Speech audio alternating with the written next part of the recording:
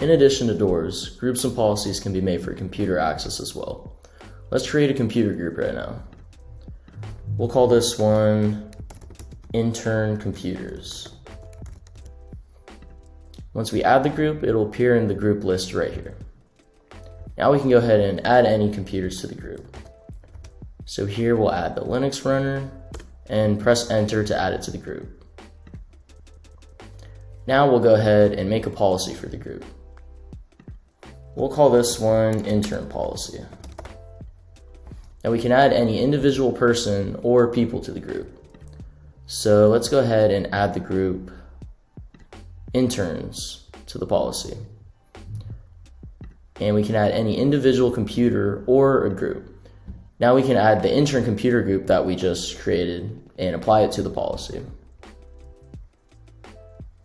Now as we can see, the intern policy shows up right here in the list of policies that we've created.